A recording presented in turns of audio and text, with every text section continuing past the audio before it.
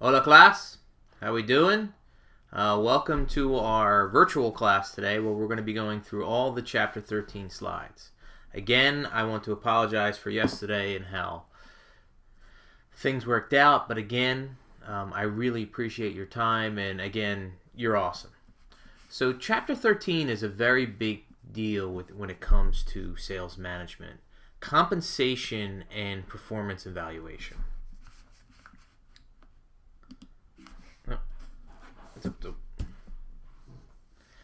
So the three key questions that we have that are overriding the front half of this chapter is, which compensation method is most appropriate? 2, how much total compensation should be earned through incentives? And 3, related to both of these topics, what's the best mix of financial and non-financial incentives? Because we talked about earlier in this semester financial rewards and non-financial rewards. So here in this chapter, we're finally going to get to delve into them pretty quickly. So before we get started, let's get some terminology together. Your salary is fixed. If you have a salary, it's a fixed sum of money paid at regular intervals. That's what a salary is. Incentive pay is anything beyond salary. It could be commission, it could be bonus, anything beyond that. But that's incentive pay, over and above beyond your salary. Now, commission is a type of incentive pay that is based on short-term results. You sell a particular unit or you sell a particular number of units and you earn a commission based on just that sales. Now, a bonus is something that usually happens either a quarterly, sometimes semi-annually. Most of the time, bonuses are end-of-year bonuses. This is more of a long-term thing. This is more of a, a bigger reward based upon your performance over a longer period of time. Quotas. Many firms have quotas. You're expected to sell a minimum number of units to maintain your job. It depends on what your product is and what you're selling. Sometimes the quotas are based on volume, i.e. number of units. Sometimes they're based on profitability because some units are more profitable than others. Sometimes they're based on overall. Sometimes they're based on units. Sometimes they're based, depends. Quotas are very common. Sales contests are a very quick fix. They tend to be focused around a particular one product. They tend to be very short term.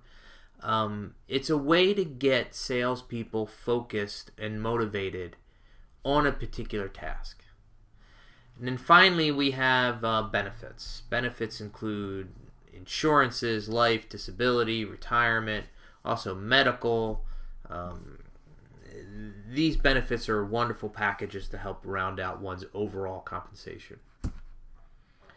So when we look at the overall matrix of this, and we can look at this is page 328 in the text. Exhibit 13.1. So salary, commissions, bonuses, contests, and benefits. Strategically, what do these do? Okay, salary is really good for motivating on non-selling activities. You adjust for territory situations. It costs more to live in the New York City or the Boston or the Washington, D.C. area versus it does in Columbus, Ohio. And you reward for experience and competence. Commissions help motivate a higher level of selling effort, and it encourages sales success. Bonuses, sometimes you award a bonus towards a particular strategic direction in a particular product, or the overall top performer, or people to anyone that goes over 100% of their quota for the year gets a bonus. That kind of thing. Contests are good, and they stimulate additional effort. They tend to be over and above the commission and bonus structure of the firm. Most of these are short-term focused, short-term burst of energy. A 2-month contest, a 1-month contest. Might be extra inventory laying around and you want to blow it out. You have a contest. Whoever sells the most goes on a free trip, on a cruise. Benefits, these are to satisfy security needs, so you feel okay. Your family has health care, your family has life insurance, your family has disability insurance. And it helps with matching and competitive offers and, vis-a-vis your competition. So when we look at the compensation category, we can talk about straight salary, we can talk about straight commission, which these are jobs that I do not want you to take, or combination of base salary plus incentive pay. That's PAY. Straight salary is more common with inside salespeople. So we have here the positives and negatives. We're on page 330 of straight salary. It's great for new sales reps that are green. It's great for new territories when you don't know what to expect from a territory. If there's a lot of non-selling activities like after-sales service, straight salary is very good. The upside to these is there's a lot of security, there's a lot of control, they're very easy to administer, they're very predictable expense-wise. The disadvantage is you don't have the carrot. There's nothing to incentivize them. It requires a lot of close supervision, and selling expenses remain the same during sales declines. So in other words, if sales are down, you still are paying the same amount of salary out. All right. If you talk about straight commission, it's really good in highly aggressive selling scenarios. You have minimum required non-selling tasks, because salespeople won't do the non-selling tasks if they're getting paid only to sell, which is commission. And it's good when the company cannot directly control the sales force. In my opinion, in the Dr. Dano New School selling world, straight commission is best when you have an outside sales force, not an inside sales force. When you have external reps, when they're actually getting some kind of a salary and benefits through some other means. And the only way that they earn money from your firm is if they sell something. So that's the best case for straight commission. The upsides to it is you have maximum incentives. Managers can encourage sales of certain items by putting higher commissions on particular products. And your selling expenses are higher if sales are higher. If sales are down, your selling expenses are down because people aren't selling, then there's nothing to be paid out. The disadvantage is there's little security. There's little control over your reps. Reps may provide inadequate service to smaller accounts. Selling costs are less predictable. But in my opinion, the biggest downside to this, especially for an inside sales force, is you can't control them. This is not a consultant. This is not a problem solver. This is not a CRM mentality that we've been talking about all semester. Now, combo is probably one of the most common. When we have when we have similar sales across a lot of territories, it's the same products, the same drug, it's the same kind of scenario. There is some incentives, but there's still a lot of control from the management side because it's all salary. Okay? There's some security, there's some incentives, it kind of strikes a balance between the two. There's some big upsides to it. Selling expenses may vary with revenue a bit, and the manager still has some control over the non-selling activities. The downside is that the selling expenses are still less predictable and may be difficult to administer, because then you got to determine, okay, where's the line between where the bonus is, and there's a lot more, not good, sales management side stuff.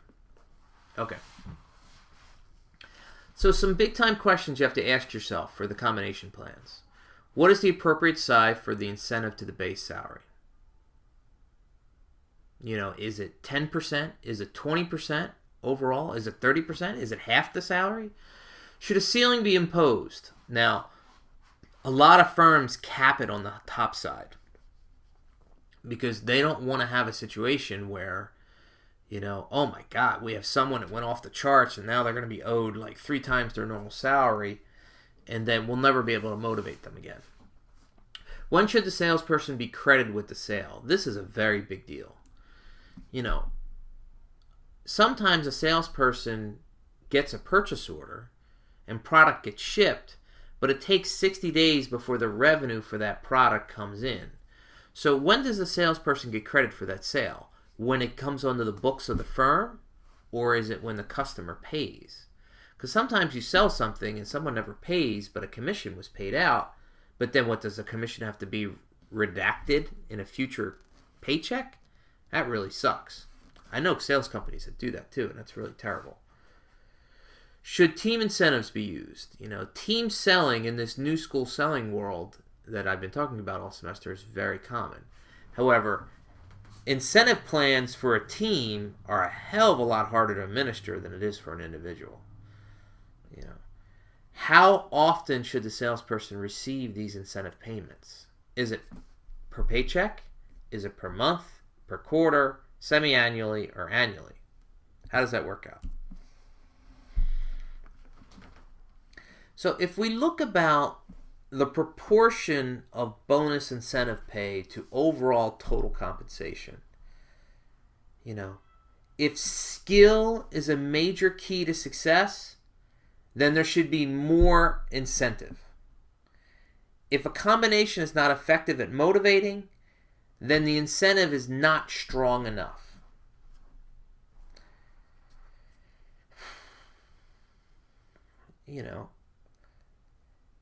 Sometimes I'm looking at this last bullet, and it really depends on product. If there's a lot of inventory, there might be higher incentives to move the inventory quicker. It fluctuates. Ceilings. I know that ceilings are very common. They ensure that top salespeople earn so much, that you have one person earning this monster bonus that all the other employees around that person all of a sudden don't feel all that great because they can't keep up. Ceilings, really help from the firm side because they know that this is the maximum amount that this salesperson could earn for the given year. It's much more predictable and controlling. Some ceilings, some salespeople may be very demotivated if there's a ceiling and the ceiling is too low. And issues with ceilings for incentives with global clients. When we talk about global clients, sometimes it takes so much longer for that revenue to come into the firm. Sometimes it takes so much longer for the relationship to be built and product to get there. Some of these should have a higher incentive, and that's usually done on a firm-by-firm, product-by-product basis. So this conversation that we've had earlier. When is a sale technically a sale? And what sales managers need to do is make sure that this is defined accurately, so the expectations are set. When do you credit the salesperson with an order? There are some firms that do this 50-50 thing. Excuse me one second. Thank you.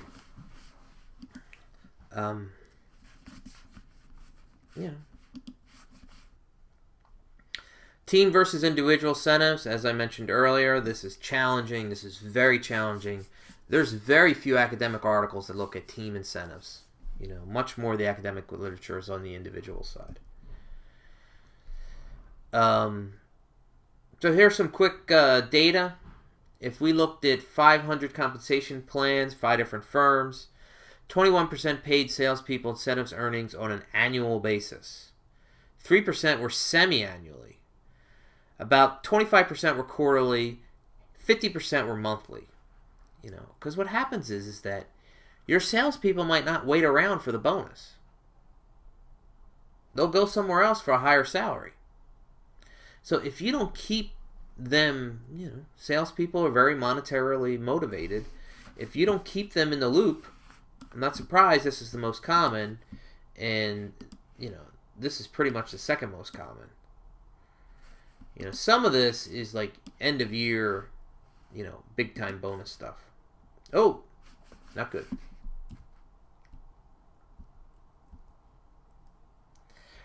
Sales contests. These are short-term incentive programs. Sometimes there's prizes. Sometimes there's non-financial recognition, sense of accomplishment. The key to a sales contest, and we had a couple of topic talks on this issue so far this semester, they need to be clearly defined. It has to have a very good theme, reasonable probability of rewards, and the rewards need to be worth it. Because if the reward is like, okay, a free dinner for you and your wife, like what? What's a free dinner? The downsides is that sales contests really are not a lasting strategic initiative. It's a short-term thing. Some firms do 3 or 4 sales contests a year just to keep the engine churning. But usually this is a short-term, non-lasting event. The contest also has issues from the sales management side. It's like, okay, when do these sales count for as part of the contest numbers versus part of my previous quarter numbers, and how are the bonuses? I mean, the last thing you want to do as a sales manager in a company is have a salesperson double dip for their bonuses or their incentives. So they sold during this period and then earned commission pay on that, but then rolled that into the contest and won the contest and now are getting paid again on some of those sales then. So you got to be careful. Expense accounts. These range from something simple as travel, lodging, meals, entertaining customers. Very few scenarios are unlimited. No reimbursement is actually significantly more common than you would think. Unlimited is much more rare than no reimbursement. Home offices. A lot of people get expenses for home offices. They get a furniture budget. They get, travel money. And then you have to think about, as a sales manager, the trade-off between very strong financial reward, financial control of these expenses versus the motivation level of the employees. Okay, hold on one sec. Okay. So when we talk about these expense accounts, we're talking about sometimes there's a direct reimbursement, as long as it's allowable and reasonable and you submit the correct paperwork, you get money out of your paycheck or you get a separate check that month. Sometimes there's limited reimbursement, it's item by item. Sometimes there's no reimbursement. What a lot of firms do, though, is they tend to say, okay, your expense account for the month is $1,000. Okay, you have to be efficient in how you use this money. Whether you use it for your offices, whether you use it for clients, you'll get the money as long as it's documented. No questions asked. Anything above and beyond $1,000, you need approval from me in order for it to happen. Otherwise, you're not going to get reimbursed. That's kind of the way a lot of sales expense accounts run. Non-financial rewards. So the biggest one is advancement, and then the second one is recognition programs. One of the big deals that we talked about at the beginning of the semester is the upsides to a sales career is if you have the relationships with the big customers at your firm, you have the best probability of promotion, because who knows the customers better than you do? So if there's a strong path to promotion, either to top management or to a significantly more advanced position in the sales force, then guess what? That's a non-financial reward, but it's a huge thing that salespeople would think about and to keep them motivated.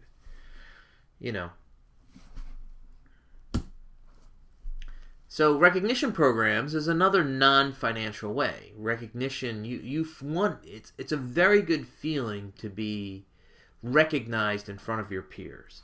It's a very good feeling to say, guess what? I am a top performer and I've been the top performer this month. And very good recognition programs, you have a decent chance of winning. Most people do. And it's not just one dimension that recognizes a top person or individual, but it's several dimensions, which gives more than one person. Because if it's only whoever sold the most that quarter, and whoever has the New York territory is the one that wins this all the time because it's the biggest market in the country, well, then it's not a great recognition program. Some quick guidelines for effective recognition programs. It's performance-based. It should be balanced. Usually a ceremony in front of peers is the key part of it, because otherwise you lose all that recognition. An email that goes out could be deleted. No. Ceremony in front of peers. It must be in good taste, and there must be a decent amount of publicity across the firm. Sometimes it even happens with publicity outside the firm.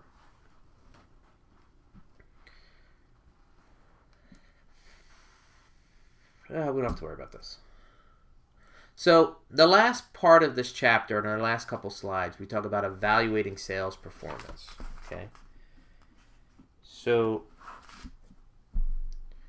basically, we have to have this conversation of performance versus effectiveness. First of all, what is performance?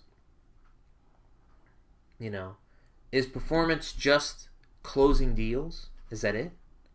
Or is it something more effective that,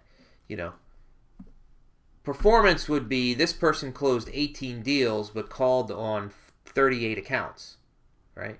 Effectiveness is this person closed 18 deals and called on 19 accounts. They are much more effective, versus performance.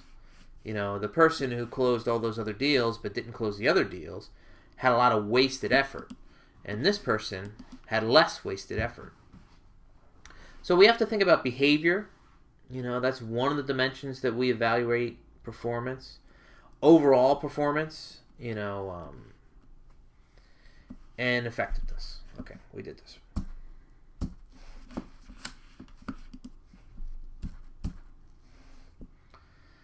So when we talk about evaluating, we have objective measures of performance and we have subjective measures of performance. Objective measures are easy because this is what a sales manager can just pull information from the firm. How much did they sell? How many did they call? We have a very good chart on page 339 of objective and subjective.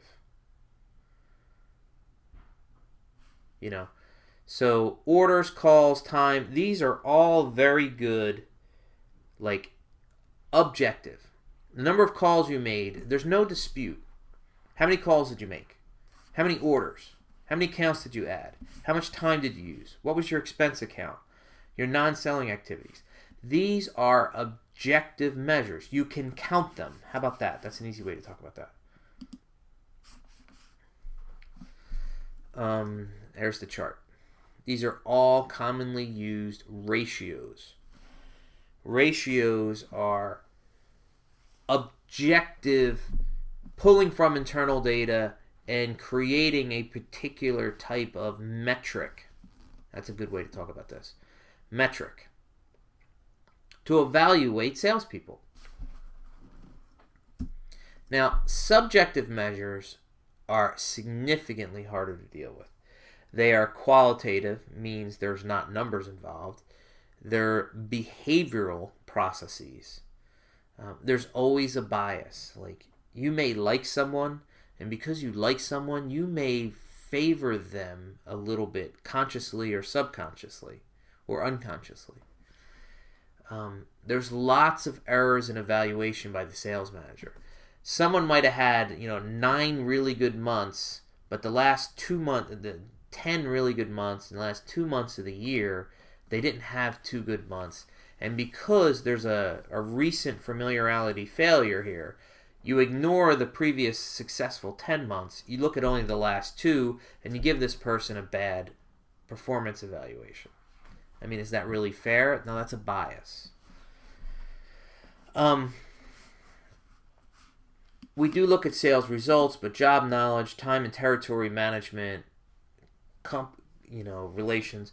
Usually what happens is with subjective measures of performance, there tends to be a lack of an outcome focus. There tends to use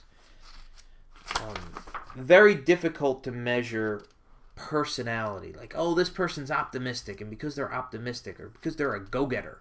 Well, how do you measure that? That's a problem. The halo effect. The halo effect is similar to what I was just describing earlier. Sometimes you have a positive halo effect due to recent events, or you have a negative halo effect due to recent events. Leniency or harshness, these are extremes, and sometimes you're trending in one direction versus the other. The central tendency is more of a mean. Instead of going, okay, this person sucks or this person's amazing, everybody tends to be, yeah, they're okay. Yeah, they're okay. And because it's just your opinion, this is a subjective measure of performance, you have these biases. You have an interpersonal bias, maybe they went to a university that you're not a fan of. You have some unconscious interpersonal bias. And then finally, we have organizational influences that can be overriding with regards to how someone would measure someone. It's a cultural thing within your firm, how only the superstars that are 110% are considered good, and just good. So you have to try to minimize all these in subjective performance evaluation. Okay. You try not to use just one measure of subjective performance evaluation. Use multiple measures. You try to do it over time as opposed to one instance in time. Because maybe you had a different thought in May versus you do now, and then you look at your notes for May and you look at you do now, and you don't let the information from now override all the good work someone did earlier in the year. Okay. The BAR system is a behaviorally anchored rating scale. So there's a very good example of this on page 343, where there's a scale between 0 and 10, but there are specific criteria for each element of that scale. So from there you can even though it's still subjectively rating it, at least there's more common definition across middle, high, low, kind of ratings. Okay. We have 360-degree performance feedback. I probably indirectly mentioned this a few times during the semester, but in the spirit of CRM, it's not just one individual manager evaluating the salesperson. You might have other members of the selling team, other people internal to the firm. You might have clients. You might have people in the supply chain. And although these are all subjective measures, multiple subjective measures stacked together paint a picture. So it becomes less subjective. And finally, we have the performance management system. And usually what happens is this is the accumulation of everything and all together. You integrate the subjective and the objective measures. And across, let's say 32 objective and 15 subjective, you get some kind of overall performance. And from there, you have more data, with regards to how you're going to evaluate a particular salesperson. Okay? In tomorrow's class, I will open this up for questions, but because we spent all this time on this video and you watching it now, we don't need to walk through all these slides again. I thank you for your time, and may the force be with you.